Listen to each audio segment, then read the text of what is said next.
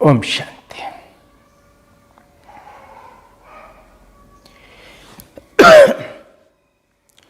Last week हमने जहाँ mind psychology के बारे में जाना, आत्मा परमात्मा के बारे में जाना, परमात्मा के कर्तव्यों के बारे में जाना, वहीं हमने राजयोग का अभ्यास भी किया। राजयोग की प्रैक्टिस हम जितना अधिक करेंगे, जितना हम बार बार करेंगे, इसका हम स्वयं अपने में बहुत बड़ा परिवर्तन, एक चेंज हमें अपने अंदर महसूस होगा। और सच मानिए, न सिर्फ हमें अपने अंदर बल्कि मेरे वाइब्रेशन से, मेरे व्यवहार में जो एक गुणात्मक परिवर्तन आता जा रहा है, उसका इफेक्ट भी औरों पर पड़ेगा और औरों को भी इसकी महसूसता होगी। और ये मैं इसलिए कह रहा हूं क्योंकि ऐसे हजारों लाखों एग्जाम्पल हैं जिनके अपने जीवन के परिवर्तन से दूसरों के जीवन में बहुत बड़ा परिवर्तन, गुणात्मक परिवर्तन आया है। आपको एक एग्जाम्पल पहले दिन इस संडे से लास्ट संडे वीरेंद्र यादव भाई साहब के द्वारा आपने सुना कि न सिर्फ घर परिवार लेकिन ऑफिस में भी जो इतना ज़्यादा एग्रेसिव था, इतना रफ बोलने वाला उनका स्टाफ था, सिर्फ एक प्योर वाइब्रेशन देने की वजह से, शांति का वाइब्रेशन देने की वजह से, उसके प्रति मन में कोई नेगेटिव भाव न रखने की वजह से, शुभ कामना, शुभ भावना रखने की वजह से उसके जीवन में कितना बड़ा बदलाव आया। तो मेडिटेशन जो है ये अपने आप में एक बहुत बड़ा चेंजेस लेके आता है, हमारे न सिर्फ मेंटल लेवल पे बल्कि फिजिकल लेवल पे। इसीलिए अगर राजयोग को हम इस तरह से देखें तो ये जो टाइटल दिया गया है, आओ सीखें राजयोग, दूर करें तन मन का रोग, सच मानिए तो ये एक प्रैक्टिकल है कि राजयोग के अभ्यास से हम तन मन को संपूर्ण रूप से स्वस्थ रख सकते हैं। और मन जितना जितना स्वस्थ रहेगा उतना उतना अविनाशी सुख शांति की प्राप्ति होगी। या यूं कहें कि जैसे जैसे मन को अविनाशी सुख शांति की प्राप्ति होती है, खुशी की प्राप्ति होती है, आनंद की प्राप्ति होती है, वैसे वैसे तन हमारा स्वस्थ होता चला जाता है। जीवन में हर एक को चाहिए क्या? अगर आप पूरे लाइफ साइकिल को देखें तो अल्टीमेटली क्या चाहिए जीवन में? हर कोई यही चाहता है, सुख हो, शांति हो, खुशी मिले। इसीलिए हम सब ने वो एक बच्चे का एग्जाम्पल सुना होगा कि एक बच्चा रेलवे प्लेटफॉर्म पर फल बेच रहा था और वो आराम से सोया हुआ था, एकदम निश्चिंत चैन। तो एक भाई जो उस ट्रेन में सफ़र करने वाले थे, उन्होंने देखा प्लेटफॉर्म पे ये छोटा सा लड़का फल बेच रहा है, ये कैसा है, इसको इस समय बिजनेस करना चाहिए, कमाना चाहिए, लेकिन ये कमाने के बजाय ये इस तरह से लापरवाह होके सोया हुआ है। तो उसको जाके कहते हैं कि भाई तू इस समय सो क्यों रहा है, इस समय तो तुझे जागना चाहिए, तेरे से लोग फल खरीदेंगे। तो बच्चा पूछता है कि फिर क्या होगा? तो कि तुम्हारा सारा फल बिक जाएगा तो तुम्हें बहुत सारे पैसे मिलेंगे। बच्चा कहता है फिर क्या होगा? तो उन्होंने कहा कि फिर तुम एक बड़ा दुकान खोल लोगे, तुम्हें और पैसे मिलेंगे। बच्चा कहता है उसके बाद क्या होगा? तो कहता है तुम बहुत बड़े फलों के व्यापारी बन जाओगे, तुम्हारे पास अपनी गाड़ी होगी। फिर क्या होगा? तो तुम और जीवन में उन्नति करोगे, तुम्हारे पास घर भी होगा, शोहरत भी होगा, नाम भी होगा, सब कुछ तुम्हें प्राप्त होगा। तो बच्चा कहता है फिर क्या होगा, फिर तुम सुख चैन की जिंदगी जी सकते हो। तो बच्चा कहता है वही तो मैं जी रहा हूं, इसके लिए मैं इतना जो चक्कर लगा करके सुख चैन की जिंदगी जीऊंगा, इससे अच्छा तो मैं अभी वो सुख चैन की जिंदगी जी रहा हूं। यहां कहने का भाव ये नहीं है कि हम काम छोड़ दें या कर्म संन्यास ले लें। योग कोई कर्म संन्यास का नाम नहीं है, योग कोई कर्म से भागने का नाम नहीं है। योग एक ऐसी विधि है, एक ऐसा विद्या है जिसके माध्यम से हमारे कर्मों में उत्कृष्टता आती है, श्रेष्ठता आती है। अगर हम कर्म संन्यास ही कर लें तो योग करने की जरूरत ही क्या। जब हमें ना तो हमें योग की आवश्यकता रह जाएगी, क्योंकि हमें योग हम करते क्यों हैं। योग मन को एक व्यवस्थित करता है, चैनलाइज करता है, प्रॉपर डायरेक्शन देता है, पॉजिटिव डायरेक्शन देता है, पॉजिटिव स्ट्रेंथ देता है। और ये सब चीजों की आवश्यकता हमें कहां पड़ती है? हमारे कर्म में, हमारे व्यवहार में, हमारे संबंधों में, हमारी निजी जिंदगी में। तो योग कोई कर्म संन्यास करने का नाम नहीं है। कर्म को श्रेष्ठ बनाने के लिए योग हम करते हैं। अब जीवन में भौतिक साधन तो हमने बहुत सारे इकट्ठे किए। आज आप देखेंगे तो लगभग, विशेष रूप से अगर आप कंपेयर करें, तो जिन लोगों को भौतिक सुख साधन प्राप्त है, प्रचुर मात्रा में है, सबसे ज्यादा दुख अशांति भी उन्हीं के पास है। एक सर्वे हुआ था जिसमें पाया गया कि जो लेबर क्लास है, जो लोग मेहनत मजदूरी करते हैं, उन लोगों का मेडिकल क्लेम बहुत कम जरूरत पड़ती है। उन लोगों के लिए ऑफिस में कोई इस तरह से मेडिकल कैंप या इंश्योरेंस या इन सब चीजों की भी जरूरत नहीं पड़ती। जो एग्जीक्यूटिव वर्ग है, जो एडमिन देखते हैं, जो मैनेजमेंट लेवल पे हैं, सबसे ज्यादा उनको जरूरत पड़ती है, जबकि उनके पास सब कुछ उपलब्ध है, सब कुछ प्राप्ति है।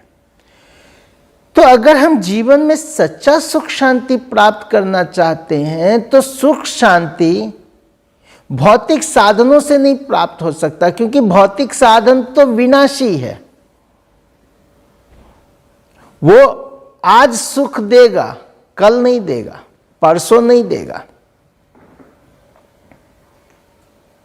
आप देखेंगे हम कोई नई चीज जब खरीदते हैं, हमें उस समय तो बहुत अच्छा फील होता है, लेकिन अब उसी नई चीज को संभालने में हम इतना ज्यादा उसके प्रति कॉन्शियस हो जाते हैं कि वही मेरे मन को कहीं ना कहीं, जैसे नई गाड़ी ले ली। अब नई गाड़ी ली, उस समय तो बहुत खुश होते हैं, बहुत अच्छा लगता है, लेकिन वो कितना टेम्परेरी है कि नई गाड़ी में अगर थोड़ा सा खरोच आ गया तो आप ये देखिए कि मेरे मन में कितने प्रकार के विचार चलते रहते हैं, बार बार उसी के संकल्प आएंगे, वही खरोच बार बार दिखेगा। तो ये मेरे मन को कहीं ना कहीं हर्ट करता है। इसीलिए अविनाशी सुख शांति अगर हम पाना चाहते हैं तो उसका स्रोत भी अविनाशी होना चाहिए, सोर्स अविनाशी होना चाहिए।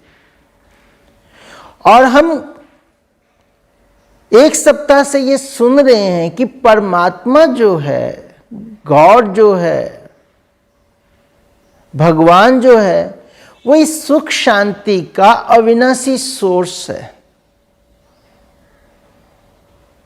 अगर हम सच्चा सुख शांति पाना चाहते हैं तो उसका अल्टीमेट सोर्स परमात्मा है।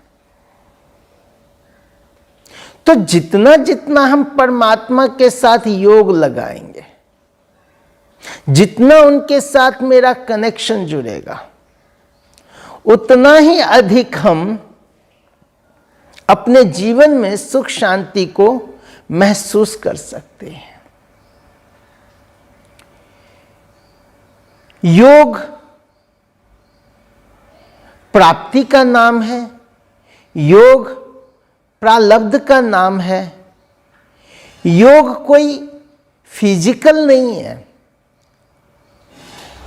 हम दुनिया में कई प्रकार के योग सिखाए जाते हैं, योगासन भी सिखाया जाता है, आसन, ब्रीदिंग एक्सरसाइज या और जितने भी प्रकार के योगा हैं जो शरीर से रिलेटेड है, सांस लेना, सांस छोड़ना, या किसी पर्टिकुलर ऑब्जेक्ट के ऊपर ध्यान लगाना, या और तरह के जो विधियां हैं, ये सब फिजिकल है।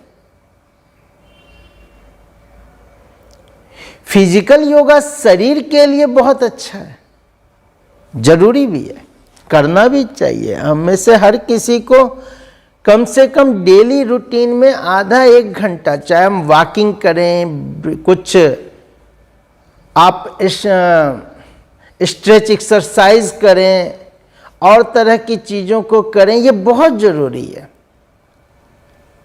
आधा एक घंटा हमें डेली करना चाहिए।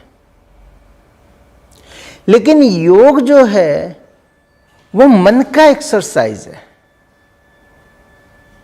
और यहां आपको जितनी भी योग की विधि बताई जा रही है वो मन का स्ट्रेंथ बढ़ाने के लिए, मन की इनर पावर को बढ़ाने के लिए।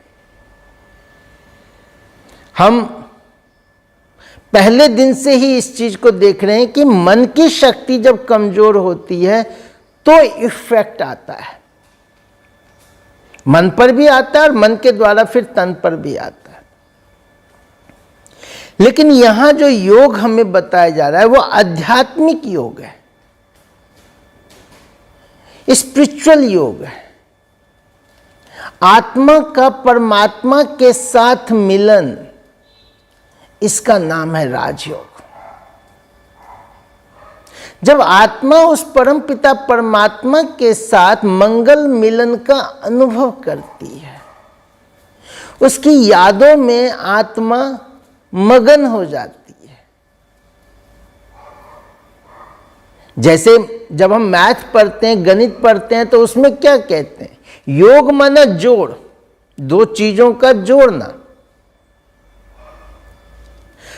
या हम कहते हैं इसका तो योग उसी के साथ लगा हुआ है, यानी कि उसकी बुद्धि में बार बार उसी की याद आती रहती है। इसी तरह से जब आत्मा का जुड़ाव परमात्मा के साथ हो जाता है, आत्मा को जब परमात्मा की याद आने लगती है, उनके यादों में खो जाता है। ऐसा नहीं कि आत्मा परमात्मा में मिल जाएगी, समा जाएगी, नहीं। मिलन मनाना और मिल जाना दोनों अलग अलग चीज है। आत्मा भी अविनाशी है, परमात्मा भी अविनाशी है। इसीलिए कभी भी आत्मा परमात्मा में लीन नहीं हो जाती, समा नहीं जाती। लेकिन आत्मा परमात्मा के साथ मंगल मिलन का अनुभव करती है, उसका नाम है योग, राजयोग। ये सभी योगों में श्रेष्ठ योग है, श्रेष्ठ प्रारब्ध देने वाला योग है। इस योग को योगों का राजा कहा गया, क्योंकि ये हमें राजाई पद दिलाता है। क्यों राजाई पद? किस रीति से राजाई पद? तो सबसे बड़ी जो इसकी प्रारब्ध है, ये हमें अपनी इंद्रियों पर राज करना सिखलाता है। अगर आप देखेंगे तो इंद्रियों पर राज करने को सबसे बड़ा एक तरह से विजय कह लें, प्राप्ति कह लें, माना गया। इसीलिए हम देखते हैं कि जब महाभारत काल में भगवान अर्जुन को गीता का ज्ञान दे रहे थे तो भगवान अर्जुन को कहते हैं, हे अर्जुन, तू अपनी इंद्रियों को जीत ले, तू इंद्रिय जीत बन जा तो मैं तुम्हें राजाओं का राजा बना दूंगा। तू अपनी इंद्रियों को जीत ले तो तू संसार के सारे दुर्ग जीत लेगा, स्वयं को जीत ले। और हम देखते हैं कि जितने भी गीता का ज्ञान है, गीता में जो ज्ञान की बातें बताई गई, उसका मूल उद्देश्य अगर देखें तो इंद्रिय जीत बनना, कामना जीत बनना, मन जीत बनना है। इसीलिए गीता में राजयोग की शिक्षा दी गई है। यह राजयोग है ही इंद्रिय जीत बनने के लिए, यह राजयोग है ही मन को आत्मा के अधीन करने के लिए, मन पर शासन करने के लिए, मन को सही डायरेक्शन देने के लिए। यह योग है ही विकारों पर, बुराइयों पर विजय प्राप्त करने के लिए। इसलिए इसको राजयोग कहा गया। यह सभी योगों में श्रेष्ठ है और उच्च प्रारब्ध और प्राप्ति दिलाने वाला योग है। इस योग से हमारी ओवरऑल डेवलपमेंट, पूरी पर्सनैलिटी में चेंज आता है। हमारा, आप देखेंगे आज के समय में सबसे ज्यादा टफ क्या है? खुश रहना। आज खुशी ढूंढे नहीं मिलती है। हर व्यक्ति तनाव से ग्रसित है, हर व्यक्ति किसी न किसी चीज में उलझा हुआ है, परेशान है। जितना भी आप देखेंगे, रोड रेज से लेकर के फैमिली उलझन या और तरह के, या ऑफिस में, हर चीज के पीछे कहीं न कहीं व्यक्ति का ये निरंतर भागना, उलझा रहना, स्ट्रेस में रहना, ये सब है। लेकिन योग हमारी पूरी पर्सनालिटी में एक अभूतपूर्व परिवर्तन लेके आता है। तो राजयोग ये पर्सनालिटी को, ये हमारे स्वरूप को चेंज करता है। लेकिन भगवान को याद करें कैसे? क्योंकि हम सब बचपन से तो कुछ ना कुछ करते आ रहे हैं, कोई ना कोई विधि से करते आ रहे हैं, याद भी हम सब करते हैं। अभी 2 दिन पहले ही एक किसी से चर्चा चल रही थी, उसमें वो कह रहे थे कि हम करते तो हैं लेकिन ज्यादातर देखा गया है कि वो फीलिंग नहीं आती, वो महसूसता नहीं है। जब कुछ दुख होता है, कोई ऐसी बात होती है, तब उनकी याद। आप देखेंगे भगवान को जो याद किया जाता है या किसी की याद आती है, उसका मूल कारण क्या है, आधार क्या है? तो मुख्य रूप से 5 आधार आप देखेंगे। वो 5 आधार क्या है? परिचय। पहला, परिचय। हमें रोड चलते व्यक्ति की याद नहीं आती। क्यों? क्योंकि उसका परिचय नहीं है, उसके बारे में हमें मालूम नहीं है। लेकिन जिसका परिचय हो और वो व्यक्ति अगर रोड पे चलते मिल जाए, किसी पार्टी में मिल जाए, कहीं भी मिल जाए, तो हमें याद आएगा ना, अरे आपसे तो मैं पहले मिला हुआ हूं, आपको तो मैं जानता हूं। तो किसी को भी याद करने के लिए परिचय होना बहुत जरूरी है। इसीलिए हमने भगवान के परिचय को पहले समझा। वो कौन है, क्या है, कैसे हैं, उनका कर्तव्य क्या है। अब तो हम कह सकते हैं ना कि हमें भगवान का संपूर्ण परिचय प्राप्त है। परमात्मा पिता के बारे में मैं सब कुछ जानता हूं। नाम रूप गुण धाम कर्तव्य सब मुझे पता है। किसी के परिचय में यही मुख्य चीज होती है, तो मैं जानता हूं। दूसरा है संबंध। जिसके साथ मेरा संबंध होता है, रिलेशन होता है, उसकी याद हमें आती है। इसीलिए आप देखेंगे हम कभी भी कोई घर में कोई फंक्शन करते हैं, कुछ भी करते हैं, तो सबसे पहले हम रिलेटिव के लोगों की लिस्ट बनाते हैं। अगर उसमें कोई छूट जाता है तो वो बड़ा आगे प्रॉब्लम भी हो जाता है रिलेशन में। लेकिन हम सारे संबंधियों की एक लिस्ट बनाते हैं क्यों, और संबंधियों का याद हमें नॉर्मल आता रहता है, जिनके साथ हमारा रिलेशन होता है। उसमें हो सकता है कोई बहुत क्लोज रिलेशन होता है, कोई थोड़ा क्लोज होता है, कोई थोड़ा दूर का रिलेशन होता है। लेकिन जिनके साथ रिलेशन होता है उनको याद करना मुश्किल नहीं होता।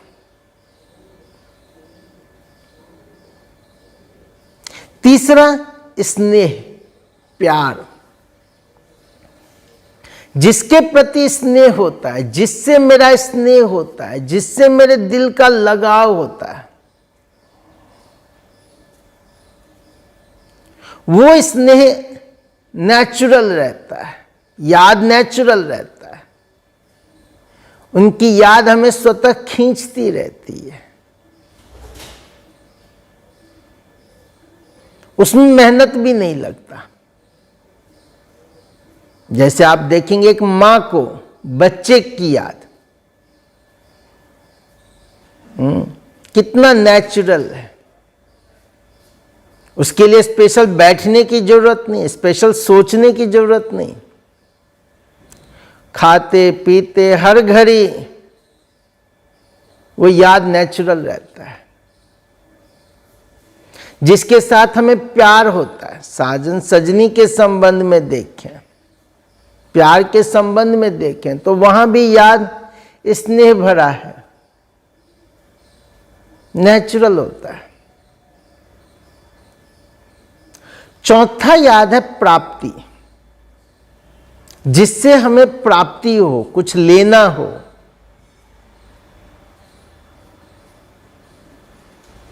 और इसीलिए आप देखेंगे कि जिनसे लेना होता है, एक सैलरी क्लास व्यक्ति को सैलरी का दिन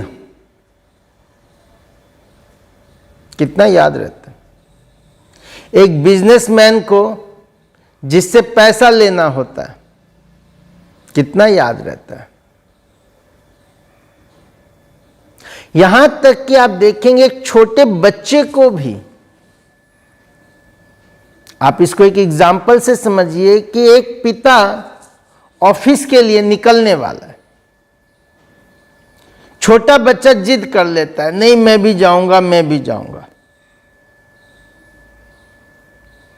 अब पिता उसको तरह तरह की बातें बताते हैं, समझाते हैं, लेकिन फिर पिता कहते हैं अच्छा मैं आज ऑफिस से आऊंगा ना तो मैं तुम्हारे लिए ये लेके आऊंगा।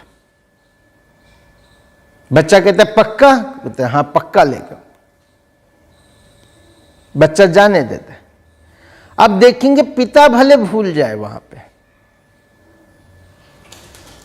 लेकिन बच्चा एक्यूरेट टाइम पर वो सोएगा भी नहीं।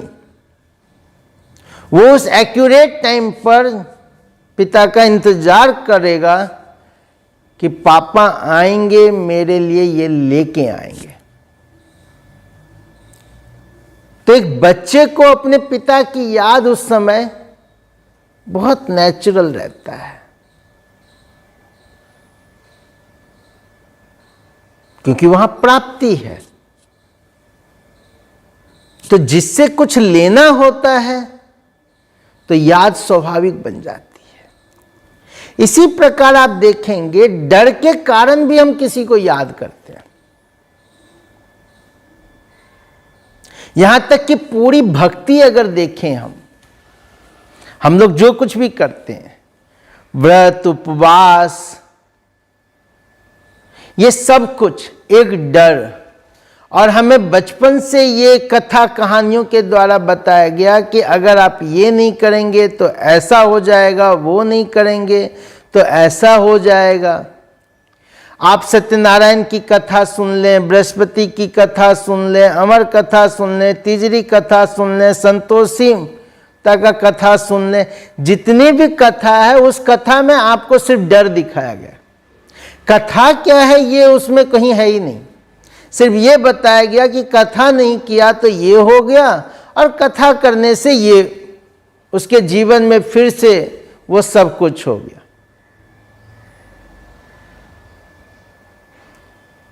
तो डर के कारण, लेकिन डर से प्रीत पैदा नहीं होता। एक बच्चा पेरेंट्स के डर से पढ़ता है, एक बच्चा टीचर के पनिशमेंट के कारण पढ़ता है, लेकिन डर से प्राप्ति नहीं है, डर से प्रीत नहीं हो सकता। अब हम जरा चेक करें कि हम जो राजयोग सीख रहे हैं, परमात्मा के साथ हमारा इन पांचों में से कौन सा रिलेशन है? कौन सा है? परिचय वाला, संबंध वाला, स्नेह वाला, प्राप्ति वाला, डर वाला? कौन सा है?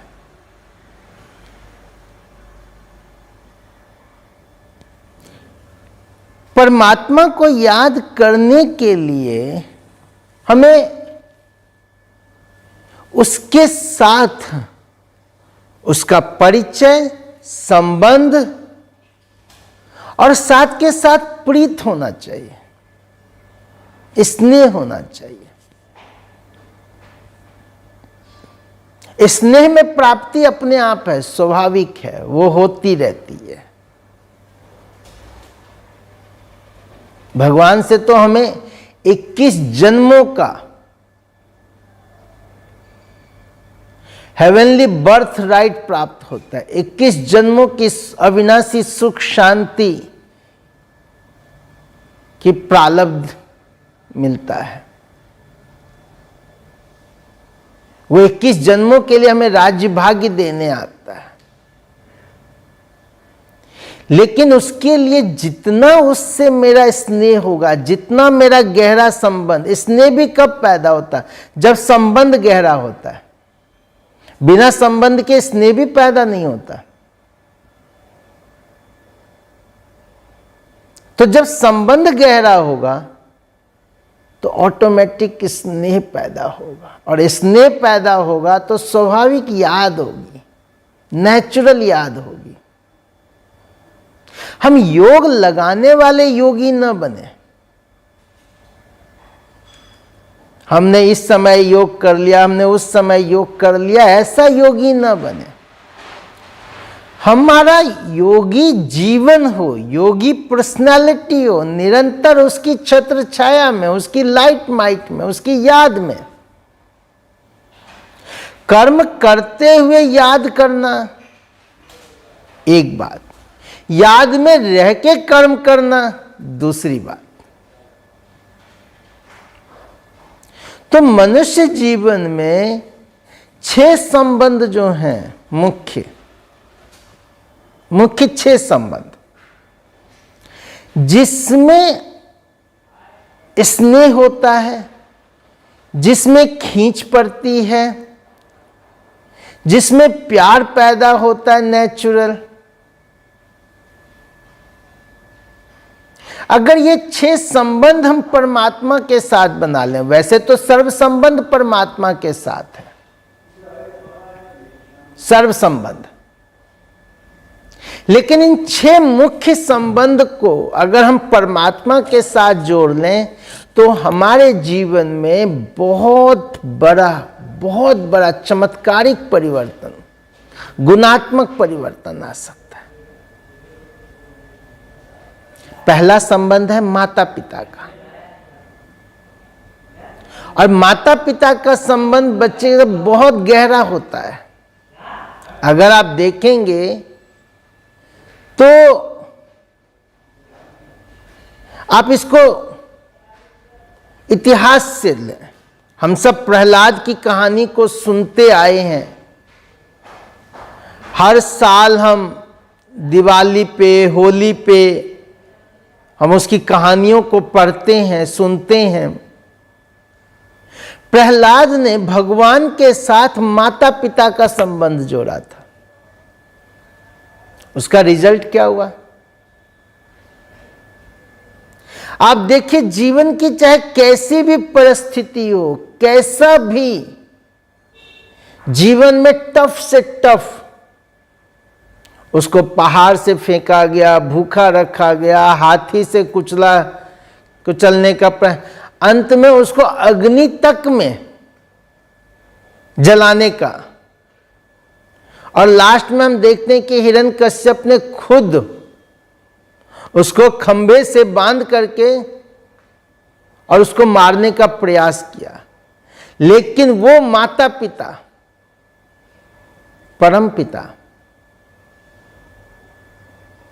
उसकी हर घड़ी, हर परिस्थिति में, हर समय उसका हिफाजत।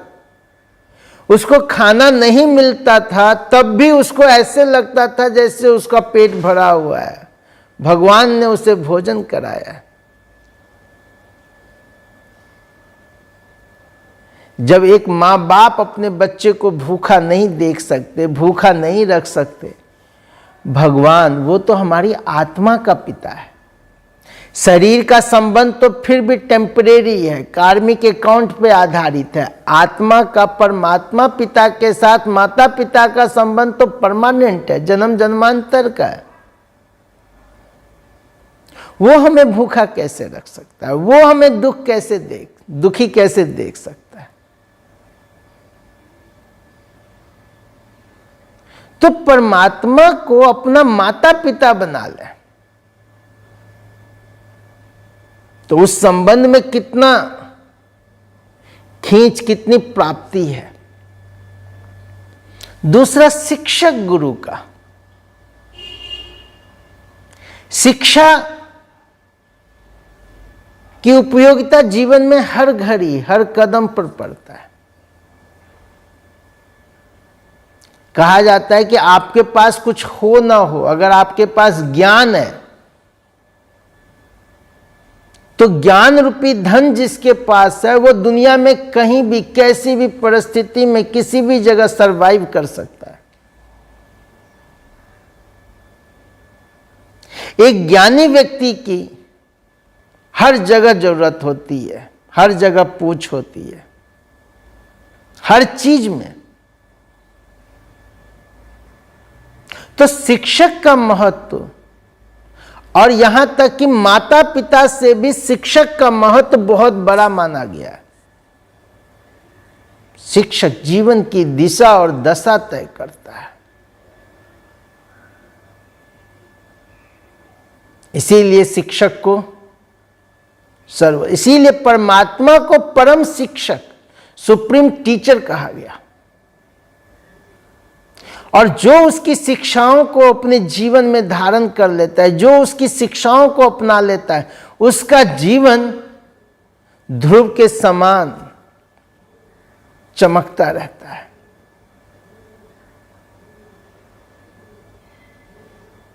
वो महाभारत जैसे युद्ध में भी अचल, अटल, अडोल रह सकता है। पूरा महाभारत में गीता ज्ञान है क्या? उस परम शिक्षक की परम शिक्षा। गीता ज्ञान और कुछ नहीं है, शिक्षा ही तो है। गीता कोई धार्मिक शास्त्र नहीं है, उस परम शिक्षक की श्रीमत है, उनका उपदेश है, एजुकेशन है वो, जिससे पूरे जीवन की पर्सनालिटी बनती है, जिसके मार्गदर्शन से हम जीवन में बड़े से बड़ी परिस्थिति को पार कर सकते हैं, जो हमें हमेशा निश्चिंत रखता है। तो परम शिक्षक, परम सद्गुरु, गुरु का भी अपना स्थान है जीवन में। आज तो गुरु उस रूप में कोई रह नहीं गए। आज तो गुरुडम प्रथा जो है ये सबसे बड़ा नुकसानकारक बन गया है। और वास्तविक सच्चाई ये है कि परमात्मा ही एकमात्र सद्गुरु है। कोई मनुष्य देहधारी जिसने गर्भ से जन्म लिया, जिसने हाड़ मांस का शरीर लिया, जिसका जन्म ही पाप से हो रहा हो, वो कभी किसी का गुरु नहीं बन सकता।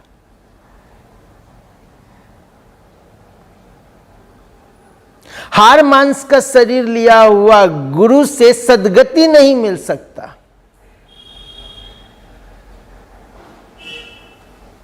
सद्गुरु, सद्गति करने वाला, सद्मार्ग दिखाने वाला, वो एक परमात्मा। ये जो हम सब ऐसे ऐसे दोहे श्लोक सब बने हुए हैं, जो गुरु गोविंद दोनों खरे, काके लागू पांव, बलिहारी गुरु आपकी, अगर आप यथार्थ रीति देखें, इसका चिंतन करें, विश्लेषण करें, तो संसार में जितना भी मनुष्य आत्मा है जो निरंतर सतो प्रधान से तमो प्रधान की ओर बढ़ रहा है, तमो प्रधान से ऊपर उठने की प्रक्रिया सिर्फ एक परमात्मा के द्वारा हो सकती है, कोई और नहीं कर सकता। तो सतगुरु, सच्चा गुरु एक परमात्मा,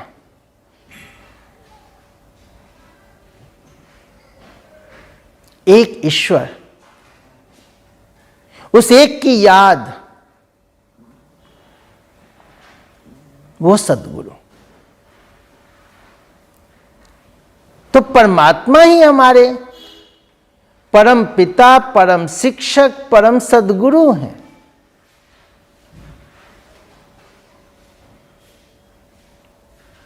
फिर दोस्त, खुदा दोस्त की हम हजारों कहानियां सुनते आए। खुदा दोस्त, ईश्वर दोस्त, भगवान दोस्त, जिसका भगवान ही दोस्त बन जाए, सखा बन जाए, कितना ऊंच महान जीवन हो सकता है। और एक खुदा दोस्त है जो पूरी दोस्ती निभाता है। दोस्त का जीवन में बहुत बड़ा महत्व होता है, क्योंकि जो बातें हम पेरेंट्स से शेयर नहीं कर सकते, किसी और से शेयर नहीं कर सकते, दोस्त से करते हैं। क्योंकि जो सच्चा दोस्त होता है वो दोस्त की बात कभी किसी को नहीं बताता। जो सच्चा दोस्त होता है वो चीट नहीं करता। आजकल तो दोस्ती का स्वरूप बदल गया है, दोस्ती का हर रूप बदल गया है, लेकिन एक समय दोस्ती दोस्त बहुत गहरा संबंध। और आप देखेंगे तो अर्जुन ने भगवान को अपना सखा बनाया, और सखा बनाने के कारण महाभारत युद्ध में भगवान ने उसको हार नहीं मानने दिया। भगवान उसका आत्म बल बनकर रहे, विल पावर जगाते रहे, उसका सही मार्गदर्शन करते रहे। तो खुदा दोस्त का संबंध अगर हम भगवान से बना लें, फिर है साजन सजनी का संबंध। मनुष्य जीवन का यह संबंध भी अपने आप में बहुत गहरा है, बहुत डीप है। और साजन सजनी का संबंध कितना असरदार होता है, गहरा होता है, हम मीरा के जीवन से इसको अनुभव कर सकते हैं। मीरा का वो संबंध इतना गहरा था कि जहर अमृत बन गया।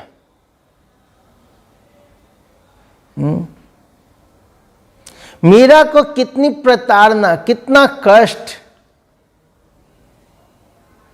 लेकिन उस एक साजन के प्यार में, उस प्रीतम की याद में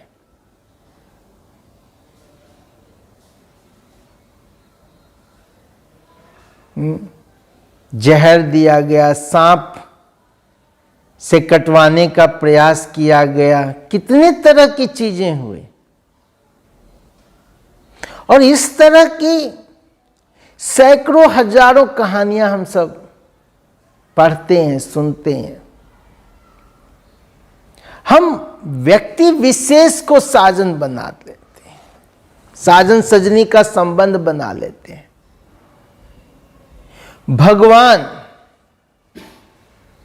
भगवान के साथ अगर मेरा ये गहरा रिश्ता हो जाता है तो वो मेरे जीवन को क्या से क्या बना सकता है। आज तो छोटी छोटी बातों में उतार चढ़ाव हो जाता है, डिफरेंस क्रिएट हो जाता है, कुछ ही दिनों में सारे रिश्ते खत्म हो जाते हैं। भगवान के साथ तो कभी कोई डिफरेंस क्रिएट हो ही नहीं सकता।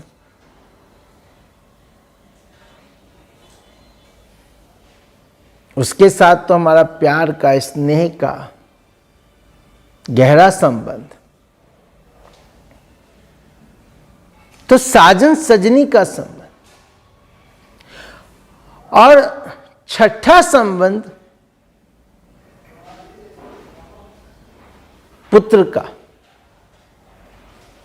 मनुष्य जीवन में वंश का, पुत्र का कितना बड़ा रोल है, हम इस बात से समझें कि एक व्यक्ति अपना पूरा जीवन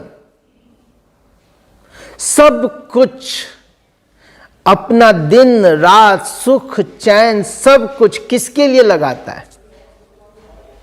अपने वारिस के लिए, वंशज के लिए, पुत्र के लिए, सब कुछ। और वही पुत्र आज क्या रिजल्ट है? दुख की बात तो यह है कि ये भारत भूमि जिसमें माता पिता को सर्वोच्च दर्जा दिया गया, माता को पहला गुरु माना गया, जिसमें माता पिता को भगवान से भी ऊंचा दर्जा दिया गया, इस भारत भूमि पर आज कितने वृद्धाश्रम खुले हुए हैं, कितने।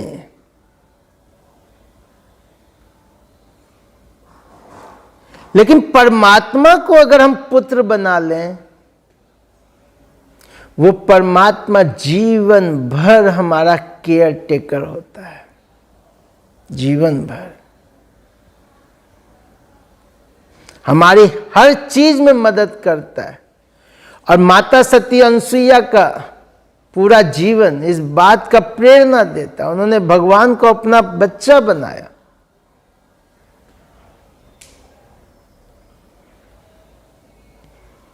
भक्ति में भी कई लोग भगवान को बच्चा बना करके उसको नहलाते हैं, कपड़ा पहनाते हैं, भोजन कराते हैं, उसका साज श्रृंगार करते हैं, उससे बातें करते हैं।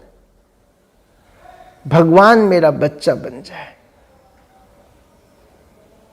तो इस प्रकार से अगर देखें तो ये 6 संबंध जो है, माता पिता, शिक्षक गुरु, सखा, साजन सजनी और पुत्र का संबंध,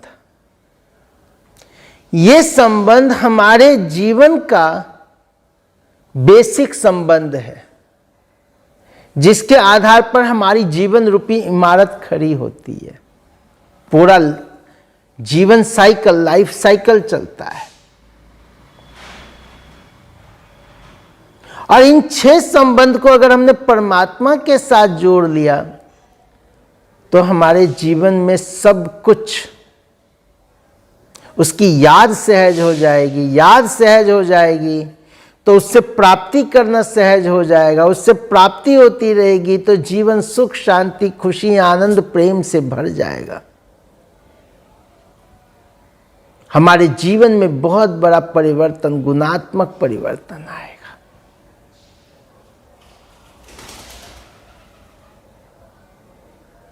तो यह है बेसिक राजयोग कॉन्सेप्ट जिसके आधार पर हम परमात्मा को याद कर सकते हैं। ये सब बताने के पीछे सिर्फ इतनी सी बात है कि परमात्मा में मन लग जाए। क्योंकि आज दिन तक हम यही कंप्लेन करते आए कि मेरा मन सब में लगता है, भगवान में मन नहीं लगता। भगवान में मन लगाने के लिए मंत्र चाहिए, भगवान में मन लगाने के लिए ये उपाय चाहिए, वो चीज चाहिए। कभी हमने ये नहीं कहा मेरा मन बच्चे में नहीं लगता, मेरा मन पत्नी में नहीं लगता, मेरा मन दोस्तों में नहीं लगता, मेरा मन बच्चे में नहीं लगता। सब में मन लगता है। मन नहीं लगता तो भगवान में नहीं लगता। इसकी हम नेक्स्ट सेशन में और डिटेल में चर्चा करेंगे, लेकिन बेसिक हम इस चीज को समझें कि परमात्मा के साथ अगर हम संबंध बना लेते हैं, संबंध जोड़ लेते हैं, तो उसकी याद बिल्कुल सहज, सरल और परमानेंट हो सकती है। तो चलें, करें याद उस परमपिता परमात्मा को, उस शांति के सागर, प्रेम के सागर को। अलर्ट हो जाएं, एकाग्र हो जाएं, समेट लें अपने आप को पूरी तरह से आत्मा के स्वरूप में, आत्मा बनकर आत्मिक स्थिति में स्थित हो जाएं। मैं आत्मा हूं, भ्रकुटी के मध्य विराजमान चैतन्य मणि हूं, शक्ति हूं, ऊर्जा हूं।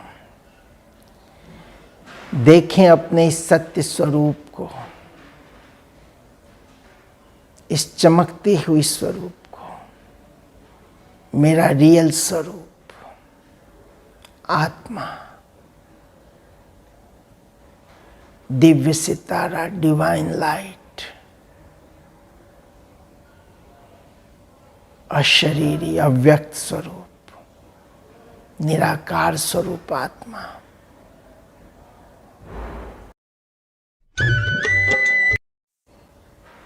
लाइट माइट से भरपूर में आत्मा।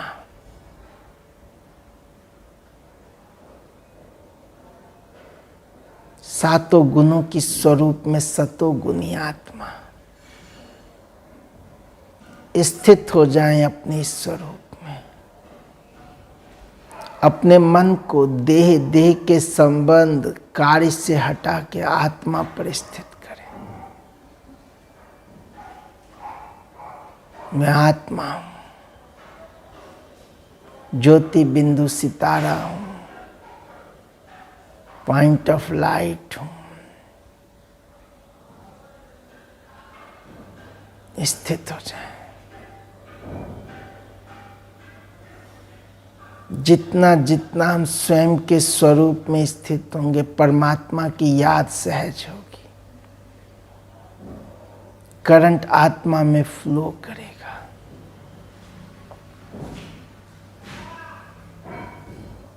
मैं आत्मा, चैतन्य आत्मा, मणि के समान।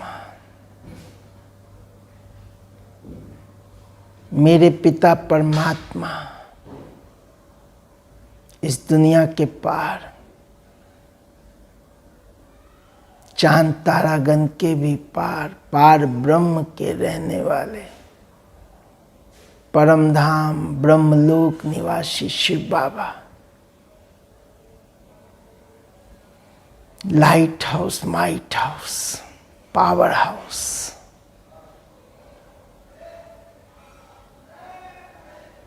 देखें शिव बाबा को, उनके दिव्य स्वरूप को,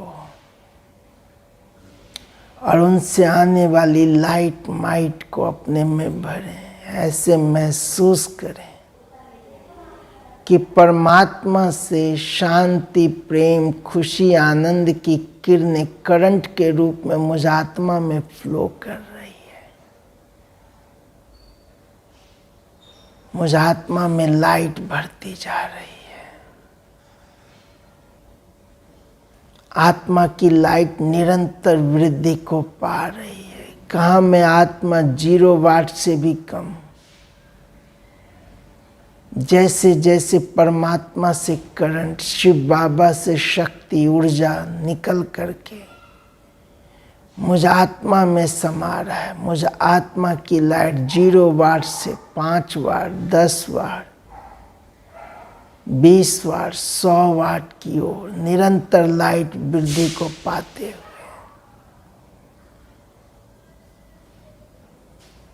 जैसे बाबा सुप्रीम लाइट,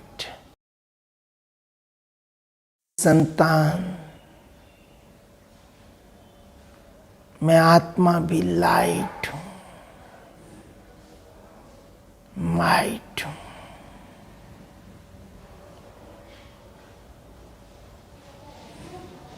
बाबा, शिव बाबा,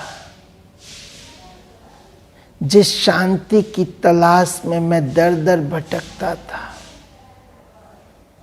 जिस शांति की खोज थी, जिस सुख के लिए, जिस खुशी के लिए क्या क्या जतन प्रयत्न नहीं किया, आज शांति के सागर, सुख के सागर स्वयं मेरे सामने। उनसे शांति, सुख की असीम धारा मेरे ऊपर बह रही है, निरंतर प्रवाहित हो रही है। मैं आत्मा सुख शांति से भरपूर होती जा रही हूं, भरपूर, संपन्न, संपूर्ण।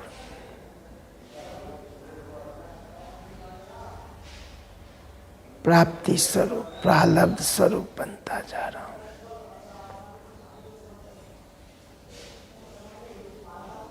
पतित पावन शिव बाबा, पवित्रता के सागर शिव बाबा, पाप कटेश्वर शिव बाबा, जन्म जन्मांतर के पापों को हरने वाले मुझ आत्मा संस्कारों को, मेरे अंदर की क्रोध, लोभ, मोह, ईर्ष्या, द्वेष, अहंकार, सबको समाप्त करने वाले पतित पावन, उनकी लाइट माइट से मुझ आत्मा में दिव्यता उत्पन्न हो रही है। मेरे सारे विकार, बुराई, अवगुण जलकर भस्म हो रहे हैं और मैं आत्मा एकदम संपूर्ण शुद्ध बनती जा रही हूं, सतो प्रधान बनती जा रही हूं, पावन बनती जा रही हूं। मैं आत्मा हूं, शिव बाबा की संतान हूं। वो मेरे सच्चे माता पिता, मेरे शिक्षक गुरु, बाबा ही मेरे सच्चे सच्चे दोस्त, मेरे सखा स्वामी, सच्चा साजन। वही मेरे जीवन रूपी नैया के खिवैया हैं, मझधार से पार लगाने वाले। निरंतर उनकी छत्र छाया में उनकी लाइट माइट में मैं आत्मा सेफ, सुरक्षित, बाबा से प्राप्ति प्रारब्ध करके संपन्न बनकर मैं आत्मा भी पूरे विश्व को, सर्वात्माओं को, अपने आसपास संबंध संपर्क के सभी आत्माओं को सुख, शांति, प्रेम, स्नेह प्रदान करते हुए, चारों ओर वाइब्रेशन फैलाते हुए, नेगेटिविटी को समाप्त करते हुए, व्यर्थ को समाप्त करते हुए,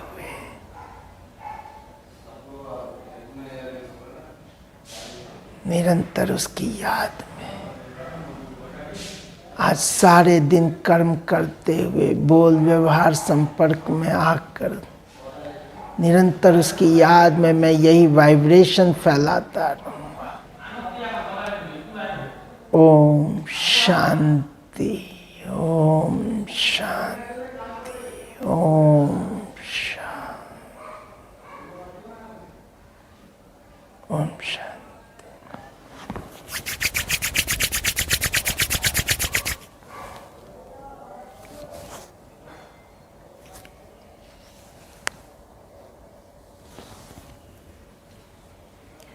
ओम शांति।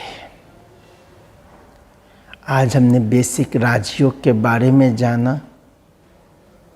कल हम इसके और कुछ स्टेप्स जानेंगे, लेकिन एक निवेदन है, रिक्वेस्ट है आपसे, थोड़ा सा इसको प्रैक्टिस में लेके आइए, क्योंकि जब तक हम प्रैक्टिस नहीं करेंगे, जब तक हम इसका स्वाद खुद नहीं चखेंगे, रस नहीं लेंगे, हम इसको महसूस, एहसास नहीं कर पाएंगे। ये कितनी बड़ी प्राप्ति कराने वाली है उसको हम नहीं फील कर पाएंगे। तो आप इसका अभ्यास जरूर करें, दिन में कुछ टाइम जरूर करें, और सुबह शाम हम 10-15 मिनट बैठ करके, आप YouTube से भी मेडिटेशन कमेंट्री अलग से लोड कर सकते हैं, जो 10 मिनट का होता है, 15 मिनट का होता है, 5 मिनट का भी होता है। आप ब्रह्मा कुमारीज मेडिटेशन कमेंट्री डालेंगे, उसमें बहुत सारी कमेंट्री आएंगे, हमारी बहुत सारी वरिष्ठ दीदियों के, बहनों के, भाइयों की कमेंट्री हैं उसमें। उसको आप अभ्यास में लेके आएंगे तो आप बहुत अच्छी प्राप्ति का अनुभव करेंगे। आप इसको सब्सक्राइब करें, शेयर करें। Thank you. ओम शांति।